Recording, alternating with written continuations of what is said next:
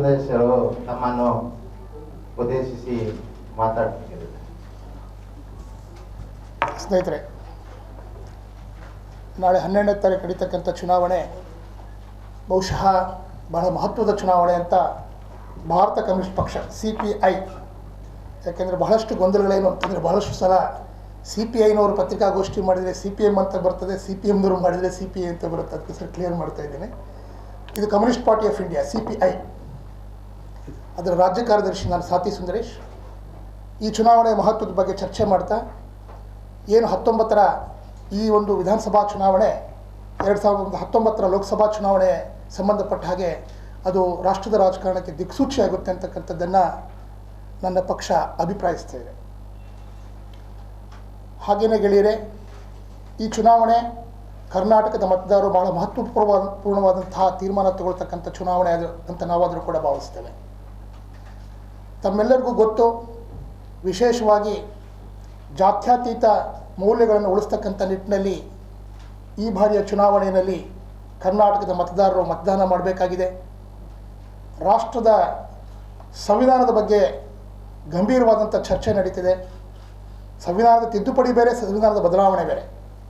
ಸಂವಿಧಾನದ ಬದಲಾವಣೆಯ ಬಗ್ಗೆ ಚರ್ಚೆ ನಡೀತಿರೋ ಸಂದರ್ಭದಲ್ಲಿ ನಮ್ಮ ಸಂವಿಧಾನವನ್ನು ಉಳಿಸ್ಕೊಳ್ತಕ್ಕಂಥ ನಿಟ್ಟಿನಲ್ಲಿ ಕರ್ನಾಟಕ ರಾಜ್ಯದ ಮತದಾರರು ಈ ವಿಧಾನಸಭಾ ಚುನಾವಣೆಯಲ್ಲಿ ತಮ್ಮ ಮತವನ್ನು ಚಲಾಯಿಸಬೇಕಾಗಿದೆ.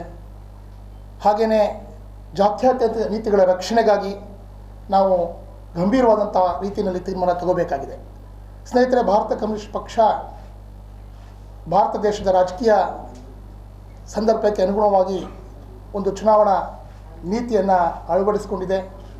ಅದರ ಪ್ರಮುಖವಾದಂಥ ಅಂಶ ಜಾತ್ಯತೀತ, ಪ್ರಜಾಸತ್ತಾತ್ಮಕ, ಎಡಪಕ್ಷಗಳ ಒಕ್ಕೂಟದ ಮುಖಾಂತರವಾಗಿ ಮುಂದಿನ ಚುನಾವಣೆಗಳಲ್ಲಿ ಭಾಗವಹಿಸಬೇಕು ಅಂತಕ್ಕಂಥ ನೀತಿಯನ್ನು CPI ಅಳವಡಿಸಿಕೊಂಡಿದೆ.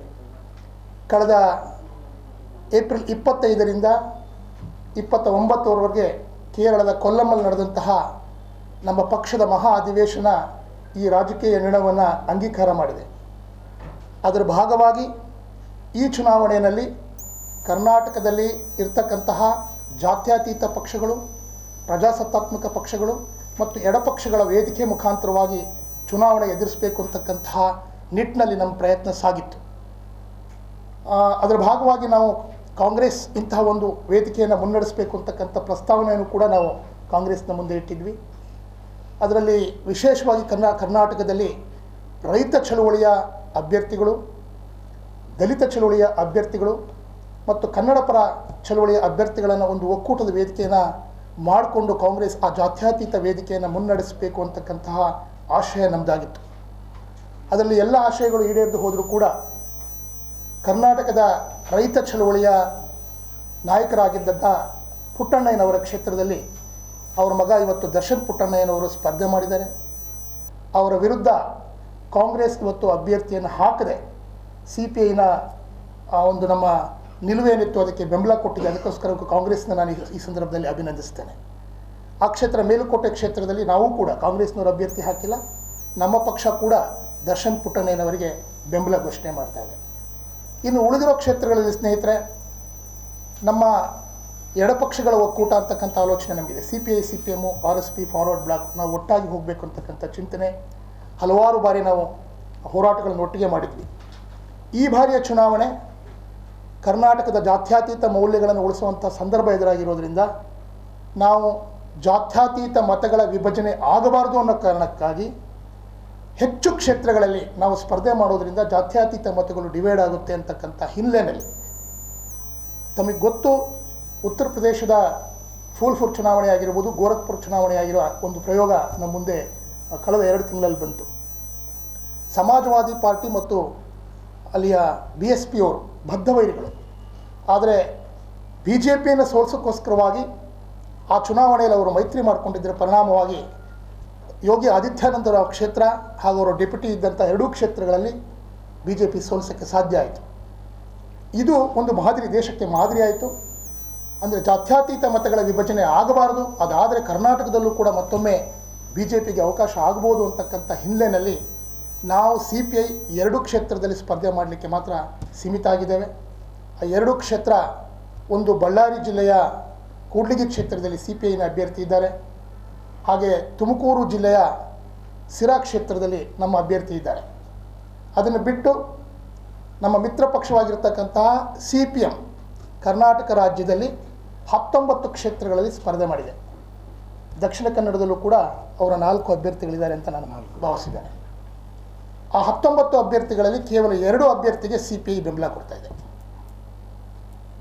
ಅದು ಒಂದು, ಅವರ ರಾಜ್ಯ ಕಾರ್ಯದರ್ಶಿಯಾದಂಥ ಕಾಮ್ರೇಡ್ ಶ್ರೀರಾಮ್ ರೆಡ್ಡಿ ಅವರು ಬಾಗೇಪಲ್ಲಿಯಲ್ಲಿ ಸ್ಪರ್ಧೆ ಮಾಡಿದ್ದಾರೆ, ಅವರಿಗೆ CPIನ ಬೆಂಬಲ ಇದೆ. ಹಾಗೆ ಇನ್ನೊಂದು ಗುಲ್ಬರ್ಗದ ದಕ್ಷಿಣ ಕ್ಷೇತ್ರದಲ್ಲಿ ಮಾರುತಿ ಮಾನ್ಪಡೆ, ರೈತ ನಾಯಕ ಮಾರುತಿ ಮಾನ್ಪಡೆ CPMನ ಅಭ್ಯರ್ಥಿಯಾಗಿದ್ದಾರೆ, ಅವರಿಗೆ ನಮ್ಮ ಬೆಂಬಲ ಇದೆ.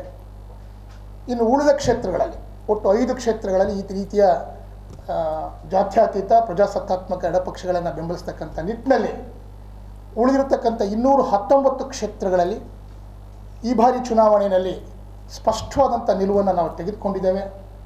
ಜಾತ್ಯತೀತ ಪಕ್ಷವನ್ನು ಬೆಂಬಲಿಸಬೇಕು, BJPಯನ್ನು ಸೋಲಿಸೋಕ್ಕೆ ಎಷ್ಟು ಮತಗಳ ವಿಭಜನೆ ಆಗದಾಗೆ ನೋಡ್ಕೋಬೇಕು, ಆ ಪ್ರಯತ್ನದ ಭಾಗವಾಗಿ ಕೆಲಸ ಮಾಡಿದ್ದೇವೆ.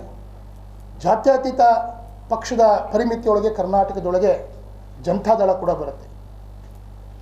ನಮ್ಮ ನಿಲುವು ಜನತಾದಳಕ್ಕೆ ಸಂಬಂಧಪಟ್ಟ ಹಾಗೆ, ಒಂದು ವೇಳೆ ಕರ್ನಾಟಕದಲ್ಲಿ ಅತಂತ್ರ ವಿಧಾನಸಭೆ ನಿರ್ಮಾಣ ಆದರೆ ಜನತಾದಳ ಮುಂದೆ ಬರ್ತಕ್ಕಂಥ ರಾಜಕೀಯ ನಿರ್ಣಯ ಸಂದರ್ಭದಲ್ಲಿ BJP ಜೊತೆ ಸೇರೋ ಸಾಧ್ಯತೆಯನ್ನು ಅವರು ಅಲ್ಲಗಳೆದಿಲ್ಲ, ಜನತಾದಳದವರು ಇದುವರೆಗೂ ಅಲ್ಲಗಳೆದಿಲ್ಲ. ನಾವು ಸ್ಪಷ್ಟವಾಗಿ ಅವ್ರ ಜೊತೆ ಮಾತುಕತೆ ಮಾಡುವಾಗ ಮುಂದೆ ಹಿಂದಿನ ಪ್ರಯೋಗ, ಹಿಂದೆ ಕರ್ನಾಟಕದಲ್ಲಿ ಜನತಾದಳದವರು ಮತ್ತು BJPಯವರು ಸೇರಿ ಸರ್ಕಾರ ಮಾಡಿದ ಪ್ರಯೋಗನ ನೋಡಿದರೆ ಹಿನ್ನೆಲೆಯಲ್ಲಿ ಮುಂದೆ ಇಂಥ ಸಾಧ್ಯತೆಗಳನ್ನು ಗುರುತು ಮಾಡಿ ನಮ್ಮ ಗುರಿ BJP ಸೋಲಿಸೋದು ಆಗಿರೋದ್ರಿಂದ ನಾವು ಜನತಾದಳಕ್ಕೆ ಬೆಂಬಲ ಕೊಟ್ಟರೆ ಅವರು ನಂತರ ದಿನಗಳಲ್ಲಿ BJP ಜೊತೆ ಸೇರಿ ಸರ್ಕಾರ ಮಾಡೋ ಸಾಧ್ಯತೆ ಇರೋದರಿಂದ ಕರ್ನಾಟಕ ರಾಜ್ಯದಲ್ಲಿ ಯಾವುದೇ ಕ್ಷೇತ್ರಗಳಲ್ಲಿ ಜಾತ್ಯತೀತ ಜನತಾದಳಕ್ಕೆ ನಮ್ಮ ಬೆಂಬಲನ ನಾವು ಕೊಡ್ತಾ ಇಲ್ಲ. ಇನ್ನು ಉಳಿದಿರತಕ್ಕಂತಹ BJPಗೆ ನೇರ ಸ್ಪರ್ಧೆನ ಕರ್ನಾಟಕದಲ್ಲಿ ಹೊಡ್ತಾ ಇರತಕ್ಕಂಥ ಪಕ್ಷ ಕಾಂಗ್ರೆಸ್ ಪಕ್ಷ. 219 ಕ್ಷೇತ್ರಗಳಲ್ಲಿ ನಾವು ಸ್ಪರ್ಧೆ ಮಾಡಿದ, CPM ಸ್ಪರ್ಧೆ ಮಾಡಿದ ಮತ್ತು ಪುಟ್ಟಣ್ಣಯವರ ಕ್ಷೇತ್ರ ಸ್ಪರ್ಧೆ ಮಾಡಿದ ಕ್ಷೇತ್ರಗಳನ್ನು ಬಿಟ್ಟು ಸಂಪೂರ್ಣವಾಗಿ 219 ಕ್ಷೇತ್ರಗಳಲ್ಲಿ ಕನಿಷ್ಠ ಕಾರ್ಯಕ್ರಮಗಳ ಒಂದು ಹೊಂದಾಣಿಕೆಯೊಂದಿಗೆ, ಕಾಂಗ್ರೆಸ್ನ ಕನಿಷ್ಠ ಕಾರ್ಯಕ್ರಮಗಳ ಹೊಂದಾಣಿಕೆಯೊಂದಿಗೆ ಕಾಂಗ್ರೆಸ್ ಪಕ್ಷಕ್ಕೆ CPI ಬೆಂಬಲ ಕೊಡ್ತಾ ಇದೆ. ಇದಿಷ್ಟು ರಾಜಕೀಯ ತೀರ್ಮಾನಗಳನ್ನು ನಾನು ನಿಮ್ಮ ಮುಂದೆ ಇಟ್ಟಿದ್ದೇನೆ. ಬಟ್ ಈ ಚುನಾವಣೆ ಬಹಳ ಗಂಭೀರವಾದಂಥ ಚುನಾವಣೆ. ದಕ್ಷಿಣ ಕನ್ನಡದ ಜಿಲ್ಲೆಯಲ್ಲೂ ಕೂಡ, ದಕ್ಷಿಣ ಕನ್ನಡದ ಮಂಗಳೂರು ಮತ್ತು ಉಡುಪಿಯಲ್ಲಿರ್ತಕ್ಕಂಥ ಅಷ್ಟು ಕಾಂಗ್ರೆಸ್ನ ಅಭ್ಯರ್ಥಿಗಳನ್ನು ನಮ್ಮ ಪಕ್ಷದ ಕಾರ್ಯಕರ್ತರು ಮನೆ ಮನೆಗೆ ಹೋಗೋದ್ರ ಮುಖಾಂತರವಾಗಿ ಮತಯಾಚನೆ ಮಾಡೋಕ್ಕೆ ಶುರು ಮಾಡಿದ್ದಾರೆ. ನಾನು ದಕ್ಷಿಣ ಕನ್ನಡದ ಮತ್ತು ಉಡುಪಿಯ ಮತದಾರರಲ್ಲಿ, ಪ್ರಜ್ಞಾವಂತ ಮತದಾರರಲ್ಲಿ ಈ ಭಾಗದಲ್ಲಿ ಜಾತ್ಯತೀತ ಮೌಲ್ಯಗಳ ರಕ್ಷಣೆಗಾಗಿ, ಪ್ರಜಾಪ್ರಭುತ್ವದ ಉಳಿವಿಗಾಗಿ, ಸಂವಿಧಾನದ ಉಳಿವಿಗಾಗಿ, ರೈತ, ಕಾರ್ಮಿಕ, ವಿದ್ಯಾರ್ಥಿ ಯುವಜನರ ಭವಿಷ್ಯದ ನೆಮ್ಮದಿಯ ಬದುಕಿಗಾಗಿ ಕೋಮುವಾದಿ ಫ್ಯಾಸಿಸ್ಟ್ ಶಕ್ತಿಗಳನ್ನ ಸೋಲಿಸಬೇಕು ಅನ್ನೋ ನಿಟ್ಟಿನಲ್ಲಿ ಕರೆ ಕೊಡ್ತಾ ಇದ್ದೇನೆ. ಧನ್ಯವಾದಗಳು.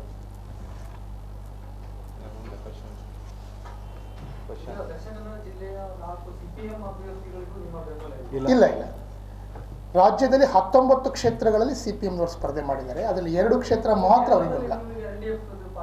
ಎಲ್ಲಿ? ಕೇರಳದಲ್ಲಿ LDF ಪಾರ್ಟು. ನಾವು ನಮ್ಮ ಪೊಲಿಟಿಕಲ್ ಲೈನ್, ಇವತ್ತಿನ ಪೊಲಿಟಿಕಲ್ ಲೈನ್ ಇದೆಯಲ್ಲ, ಪೊಲಿಟಿಕಲ್ ಲೈನ್ ಒಳಗೆ ನಾನು ಹೇಳಿದೆ ನಿಮಗೆ, ಜಾತ್ಯತೀತ ಪ್ರಜಾಸತ್ತಾತ್ಮಕ ಮತ್ತು ಎಡಪಕ್ಷಗಳ ಒಕ್ಕೂಟದ ಭಾಗವಾಗಿ ನಾವು ಸ್ಟೇಟ್ ಸ್ಪೆಸಿಫಿಕ್ ಆಗಿ, ರಾಜ್ಯಕ್ಕೆ ಸಂಬಂಧಪಟ್ಟ ಹಾಗೆ ನಮ್ಮ ರಾಜಕೀಯ ನಿರ್ಣಯ ತಗೊಳ್ಳಿಕ್ಕೆ ನಮ್ಮ ಪಕ್ಷದ ಅಭಿಪ್ರಾಯ ಇದೆ. ಅದರ ಭಾಗವಾಗಿ ಕರ್ನಾಟಕದಲ್ಲಿ ತಿರುವು ತೆಗೆದುಕೊಂಡಿದ್ದೇವೆ.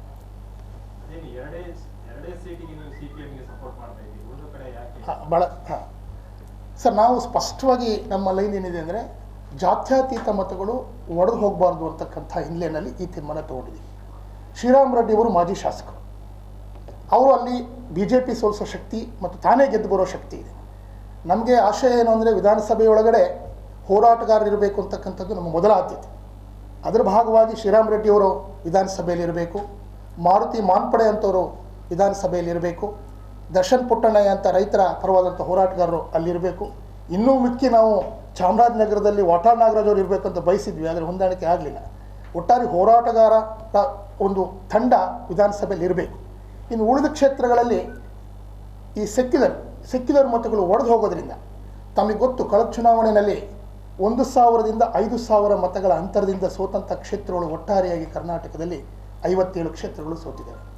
ಹಾಗಾಗಿ ಜಾತ್ಯತೀತ ಮತಗಳು ಈ ಥರ ಸ್ಪರ್ಧೆ ಮಾಡಿ ಬೇರೆ ಬೇರೆ ಕ್ಷೇತ್ರದಲ್ಲಿ ಸ್ಪರ್ಧೆ ಮಾಡಿ ಜಾತ್ಯತೀತ ಮತಗಳು ವಿಭಜನೆ ಆಗಬಾರ್ದು ಅನ್ನೋ ಕಾರಣಕ್ಕೋಸ್ಕರವಾಗಿ ಈ ತೀರ್ಮಾನ ತಗೊಂಡಿದೆ.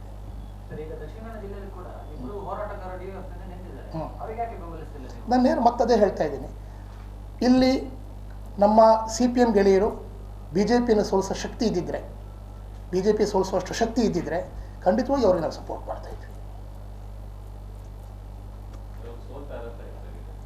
ಅವರ ಮತಗಳಿಕೆ ಇದೆಯಲ್ಲ, ಮತಗಳಿಕೆ ಬಹುಶಃ ನೇರವಾಗಿ BJPಯನ್ನು ಸೋಲಿಸೋ ಶಕ್ತಿ ಇಲ್ಲ ಅಂತಕ್ಕಂಥ ಅನಾಲಿಸಿಸ್ ಮೇಲೆ ನಾವು ತೀರ್ಮಾನ ತಗೊಂಡು ಎಲ್ಲಿ ನಾನು ಅದೇ ಹೇಳಿದೆ. ನಾವು CPM ನಮ್ಮ ಎಡಪಕ್ಷಗಳಿದೆಯಲ್ಲ, ಎಡಪಕ್ಷಗಳು ಈ 3 ಪಕ್ಷಗಳನ್ನು ಸೋಲಿಸುವಂಥ ಸಾಧ್ಯತೆ ಇರೋ 2 ಕ್ಷೇತ್ರಗಳಿಗೆ ಈಗಾಗಲೇ ಬೆಂಬಲ ಕೊಟ್ಟಿದ್ದಾರೆ. ಅಲ್ಲಿ ಕಾಂಗ್ರೆಸ್ ಅಭ್ಯರ್ಥಿ ಇದ್ದಾರೆ, ಬಾಗೇಪಲ್ಲಿನಲ್ಲೂ ಇದ್ದಾರೆ. ಖಂಡಿತ ಕೊಡ್ತಾರೆ, ಖಂಡಿತ ಕೊಡ್ತಾರೆ. ನಾವು ನಿಮಗೆ ಗೊತ್ತಿರಬೇಕು, ನಮಗೆ ದಕ್ಷಿಣ ಕನ್ನಡದಲ್ಲಿ ನಮ್ಮ ಶಾಸಕರಿದ್ದರು. ನಾವು ಪಳವಳಿಕೆಗಳ ಹಿಂದಿನ ಚುನಾವಣೆಯಲ್ಲಿ ಸತೀಶ್ ಕುಮಾರ್ ಬಂಟ್ವಾಳ ಅಂತ ವಕೀಲರು ಬಂಟ್ವಾಳ ಕ್ಷೇತ್ರದಲ್ಲಿ ಸ್ಪರ್ಧೆ ಮಾಡಿದ್ದು ತಮಗೆ ಗೊತ್ತಿದೆ. ಆಮೇಲೆ ನಾವು ನಿತ್ಯ ದುಡಿಯೋ ಜನರ ಪರವಾಗಿ ಕೆಲಸ ಮಾಡ್ತಿರ್ತಕ್ಕಂಥ ಕಮ್ಯುನಿಸ್ಟ್ ಪಾರ್ಟಿಗಳ ನಡುವೆ ನಮ್ಮದೇ ಆದಂಥ ಸಂವಹನ ಇದೆ. ರಾಜಕೀಯವಾಗಿ ಅದನ್ನು ರಾಜಕೀಯ ಗೆಲುವಿಗೆ ಬೇಕಾದಷ್ಟು ಮತ ಬರದೇ ಹೋಗ್ಬೋದು, ಬಟ್ ಒಂದು ರಾಜಕೀಯ ನಿರ್ಣಯ ತಗುವಾಗ ಬೇರೊಂದು ಪಕ್ಷಕ್ಕೆ ಗೆಲ್ಲಿಸೋ ಅಥವಾ ಸೋಲಿಸೋಷ್ಟು ಶಕ್ತಿ ನಮಗೆ ಈ ಕ್ಷೇತ್ರಗಳಲ್ಲಿದೆ. ಹಾಗಾಗಿ ಅದು ಚದುರು ಹೋಗಬಾರ್ದು, ಅದು ಒಟ್ಟಾಗಿರಬೇಕು ಅಂತಕ್ಕಂಥ ಆಶಯದಿಂದ ಈ ತೀರ್ಮಾನ. ನಾವೀಗಾಗಲೇ ಕರ್ನಾಟಕ ರಾಜ್ಯದ ಆದ್ಯಂತ ಈ ಥರ ನಮ್ಮ ನಿಲುವನ್ನು ಇಟ್ಕೊಂಡಿರ್ತಕ್ಕಂಥ ಪ್ರಚಾರ ಆಂದೋಲನ ಕರಪತ್ರಗಳನ್ನು ಇಡೀ ರಾಜ್ಯದಲ್ಲಿ ಮಾಡ್ತಾ ಇದ್ದೇವೆ. ಕೆಲವು ಕಡೆ ಚಿಕ್ಕಮಗಳೂರು ಅಂತ ಜಿಲ್ಲೆಗಳಲ್ಲಿ ಜಂಟಿಯಾಗಿ ಕಾಂಗ್ರೆಸ್ ಜಂಟಿ ಪ್ರಚಾರ ಸಭೆಗಳು ನಡೀತಾ ಇದೆ. ಕಾರಣ ನಮ್ಮ ಶಕ್ತಿ ಇತ್ತು. ಕಳೆದ ಚುನಾವಣೆಯಲ್ಲಿ ನಾವು 15,000 ಮತವನ್ನು ಮೂಡಿಗೆರೆ ಕ್ಷೇತ್ರದಲ್ಲಿ CPI ತೆಗೆದುಕೊಂಡಿತ್ತು. ಕಾಂಗ್ರೆಸ್ 600 ಓಟ್ಗಳಲ್ಲಿ ಸೋತಿತ್ತು. ಸತತವಾಗಿ 4 ಬಾರಿ ಕಾಂಗ್ರೆಸ್ ಸೋತಿತ್ತು. ಅಂತಹ ಕಡೆಗಳಲ್ಲಿ ನಮ್ಮ ಪೊಲಿಟಿಕಲ್ ಶಕ್ತಿ ಇರೋ ಜಾಗದಲ್ಲಿ ಜಂಟಿಯಾಗಿ ಕಾಂಗ್ರೆಸ್ ಮತ್ತು ನಾವು ಸಭೆ ಒಟ್ಟಿಗೆ ಪ್ರಚಾರ ಆಂದೋಲನ ಆಗ್ತಾ ಇದೆ. ಇದು ಮುಗಿದ ಮೇಲೆ ನಾಳೆ ಈಗ ನಾನು ಚಾಮುಂಡೇಶ್ವರಿ ಮತ್ತು ವರ್ಣ ಕ್ಷೇತ್ರದ ಅಧಿಕೃತ ಸಭೆಗೆ ಹೋಗ್ತಾ ಇದ್ದೀನಿ. ಇಲ್ಲಿ ಮಂಗಳೂರಿಗೆ ಸಂಬಂಧಪಟ್ಟ ಹಾಗೆ ನಮ್ಮ ಕಾರ್ಯಕರ್ತರು ಇರ್ತಕ್ಕಂಥ ಬೇಸಲ್ಲಿ ಮನೆ ಮನೆಗೆ ಹೋಗಿ ಈ ಚುನಾವಣೆಯ ಮಹತ್ವ ಮತ್ತು ಯಾವ ಪಕ್ಷಕ್ಕೆ ಓಟ್ ಕೊಡಬೇಕು ಅಂತಕ್ಕಂಥ ನಿಟ್ಟಿನಲ್ಲಿ ನಾವು ಕೆಲಸ ಮಾಡ್ತಾ ಇದ್ದೀವಿ. ಈ ಚುನಾವಣೆಗೆ ಇಲ್ಲ, ಈಗ ನಮ್ಮ ನ್ಯಾಷನಲ್ ಲೀಡರ್ಸು ಈಗ ಸಂಪೂರ್ಣವಾಗಿ ಪಾರ್ಟಿ ಕಾಂಗ್ರೆಸ್ ಮೊನ್ನೆ ಕೊಲ್ಲಮ್ಮಲ್ಲಿ ಇದ್ದಿದ್ದರಿಂದ ಸಂಪೂರ್ಣವಾಗಿ ಬ್ಯುಸಿಯಾಗಿದ್ದರು. ಈಗ ತಾನೇ ಹೊಸದಾಗಿ ನಮ್ಮ ರಾಷ್ಟ್ರೀಯ ಪ್ರಧಾನ ಕಾರ್ಯದರ್ಶಿ ಸರೋವರಂ ಸುಧಾಕರ್ ರೆಡ್ಡಿ ಆಯ್ಕೆಯಾಗಿದ್ದಾರೆ. ನಾಳೆ ಎಲ್ಲ ನಾಡಿದ್ದು ಕೂಡ್ಲಿಗಿಗೆ ನಮ್ಮ ಆಂಧ್ರ ಪ್ರದೇಶದ ಅಲ್ಲಿನ ಪಕ್ಷದ ಕಾರ್ಯದರ್ಶಿ ರಾಮಕೃಷ್ಣ ಮಾಜಿ ಶಾಸಕರು ಮತ್ತು ರಾಷ್ಟ್ರೀಯ ಮಂಡಳಿಯ ಕಾರ್ಯಕಾರಿ ಸಮಿತಿ ಸದಸ್ಯರು ನಾಳೆ ಅಲ್ಲಿಗೆ ಬರ್ತಾ ಇದ್ದಾರೆ. ಮಂಗಳೂರಿಗೆ ಯಾರು ಬರೋದಿಲ್ಲ.